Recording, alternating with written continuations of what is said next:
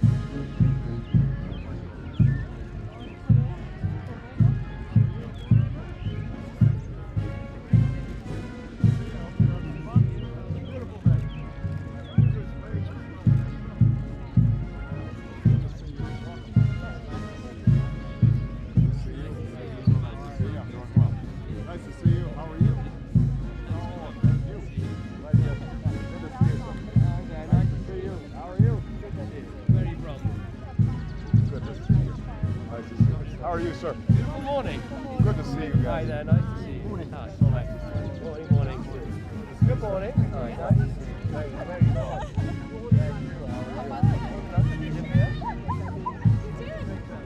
Yes, I think that's what he asked you.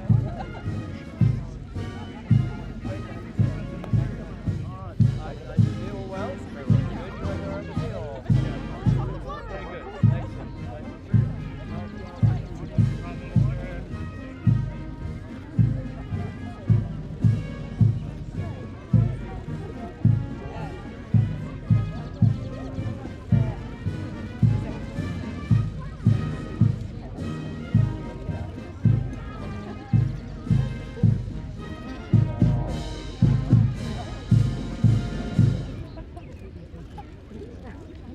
Troop in review.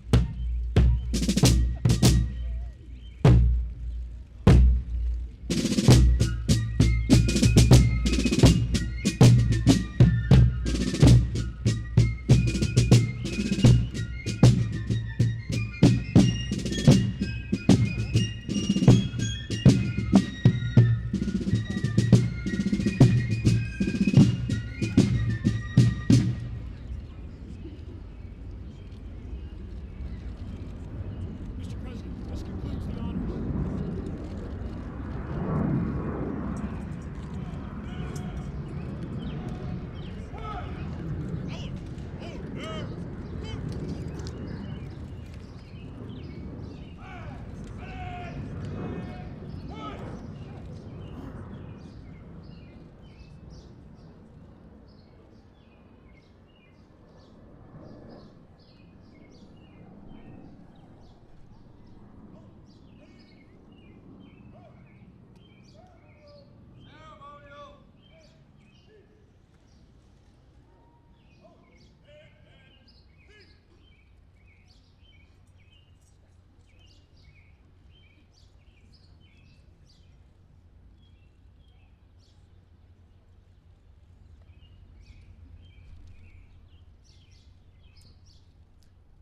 Good morning, everyone. The storied relationship between the United States and the United Kingdom is steeped in tradition. And last night, as president, I shared with the Prime Minister a uniquely American tradition of bracketology. March Madness. He's learned to appreciate one of our great national pastimes. His team has told me he has decided to install a hoop at 10 Downing Street. Today we carry on another tradition, an official visit for one of our closest friends and our dearest allies. Prime Minister Cameron, Mrs. Cameron, members of the British delegation, on behalf of the American people, it is my great honor to welcome you to the United States.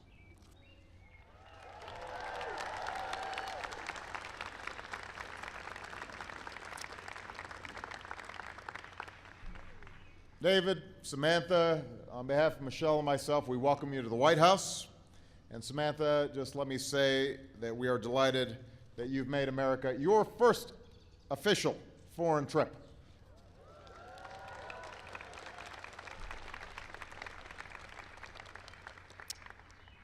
It's now been 200 years since the British came here to the White House under somewhat different circumstances.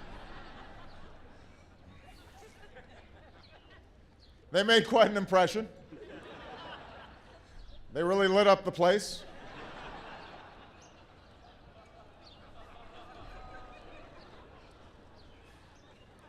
But we moved on.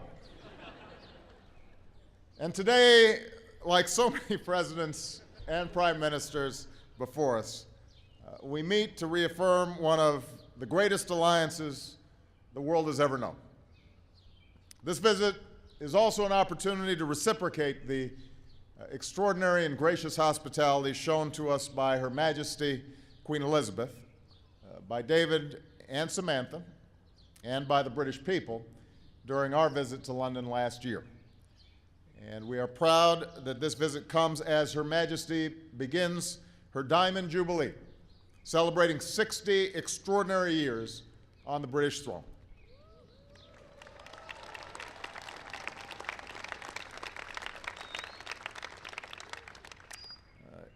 It is remarkable to consider. Down the decades, we've seen nations rise and fall, wars fought and peace defended, a city divided, a wall come down, countries imprisoned behind an iron curtain, then liberated. We've seen the demise of a Cold War and the rise of new threats, the transition from an industrial revolution to an information age where new technologies empower our citizens and our adversaries like never before. Our world has been transformed over and over, and it will be again. Yet, through the grand sweep of history, through all its twists and turns, there is one constant: the rock-solid alliance between the United States and the United Kingdom.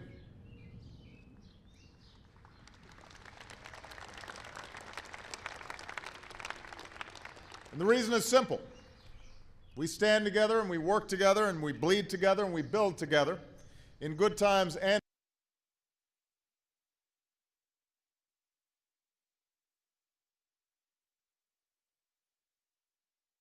the world is a safer and better and more just place. Our alliance is essential. It is indispensable to the security and prosperity that we seek not only for our own citizens, but for people around the world. And that is why, as President, I've made strengthening this alliance and our alliances around the world one of my highest foreign policy priorities. And because we have, I can stand here today and say with pride and with confidence, and I believe with David's agreement, that the relationship between the United States and the United Kingdom is the strongest that it has ever been.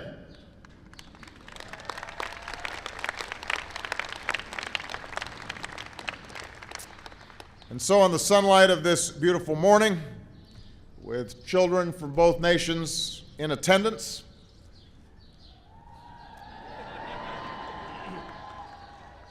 we reaffirm the enduring values in which our alliance is forever rooted.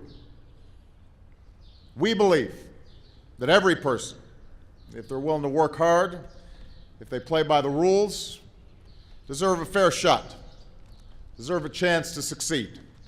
So in these tough economic times, we stand united in our determination to create the jobs that put our people back to work, an expanding trade that is both free and fair, and in fighting for a global economy where every nation plays by the same rules.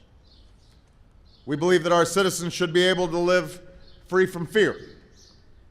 So, like generations before us, we stand united in the defense of our countries and against those who would terrorize our people or endanger the globe with the world's most dangerous weapons. We believe in the universal rights of all people. So we stand united in our support for those who seek to choose their leaders and forge their future, including the brave citizens of the Middle East and North Africa who deserve the same God-given rights and freedoms as people everywhere. And we believe in the inherent dignity of every human being. So we will stand united in advancing the developments that lift people and nations out of poverty, the new crops that feed a village, the care that saves a mother in childbirth, the vaccine that allows a child to live a long and healthy life. This is what we believe. This is who we are. This is what we do together, what we achieve together every single day. And this is the alliance that we renew today, guided by the interests we share, grounded in the values that we cherish, not just for our time, but for all time.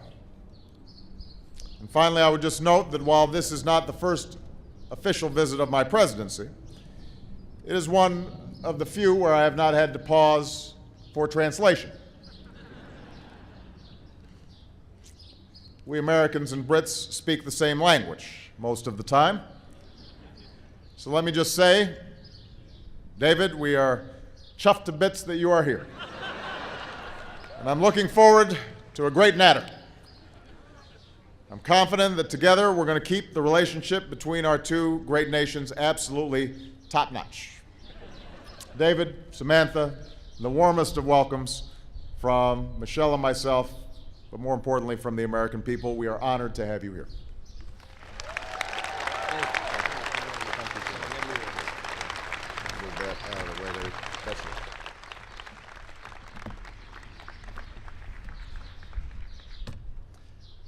President Obama, First Lady, Mr. Vice President, members of both cabinets, guests of honor, ladies and gentlemen, thank you for such an incredibly warm welcome.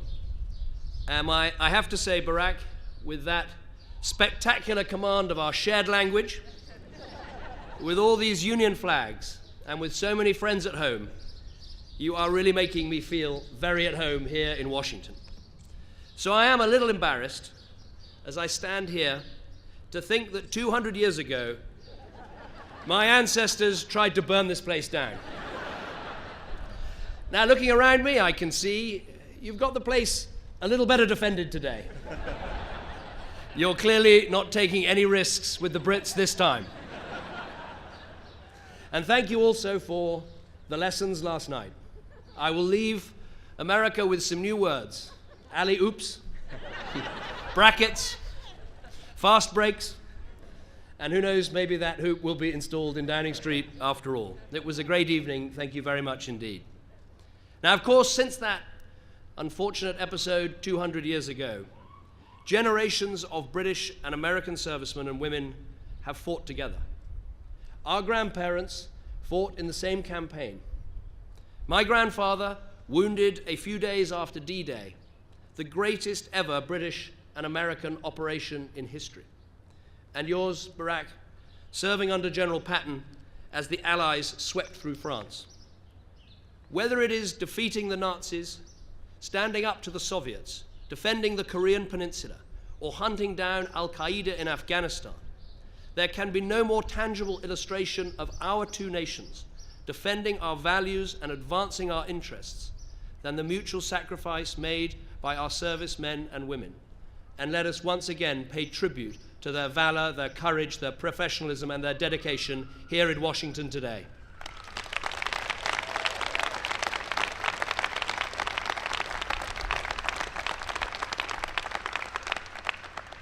From the Balkans to Baghdad, across the world and across the decades, we have been proud to serve with you. When the chips are down, Britain and America know that we can always count on each other, because we are allies not just prepared to say the right thing, but to do the right thing, and to do it in the right way, promoting our values, standing up for our ideals. The partnership between our countries, between our peoples, is the most powerful partnership for progress that the world has ever seen. That is why whenever an American president and a British Prime Minister get together, there is a serious and important agenda to work through. And today is no different. Afghanistan, Iran, the Arab Spring, the need for trade, for growth, for jobs in the world economy, the biggest issues in the world, that is our agenda today.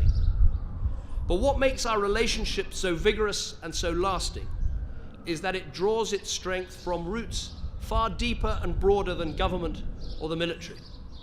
It is a meeting of kindred spirits.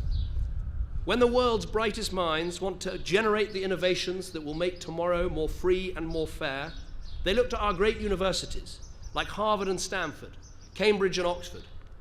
When the most audacious and entrepreneurial philanthropists, like the Gates Foundation, want not just to give out to charity, but to eliminate polio and other avoidable diseases so that no child in our world should die unnecessarily, they find partners across the Atlantic in the British aid agencies like Save the Children, Oxfam and Christian Aid. And when a great innovator like Sir Tim Berners-Lee wanted a partner to make the World Wide Web a reality, he turned to America. Why? Because he knew that it was in America that he would find that same spirit of creativity, innovation, and risk-taking that defines our unique approach to enterprise and to business. He's not alone. In 2010, transatlantic partnerships produced 8 of the 9 Nobel Prizes in science. Foreign direct investment between Britain and America is the largest in the world and now stands at $900 billion. This creates and sustains around 1 million jobs each side of the Atlantic.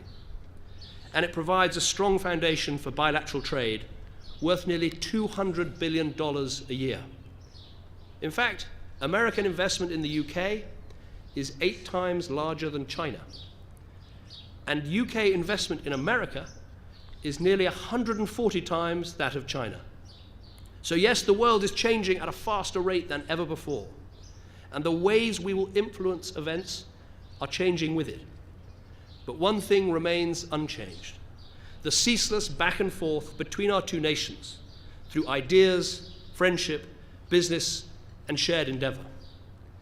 And that's why I believe that we can be sure that in 50 years' time, an American president and a British prime minister will stand on this very spot, just as we do now. They will stand here as we do, for freedom and for enterprise.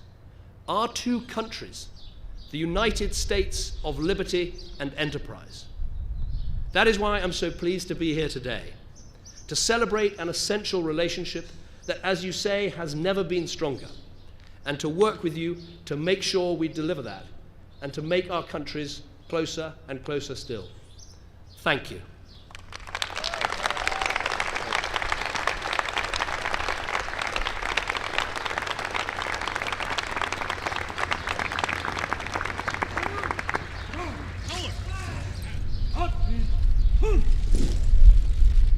Right, shoulder.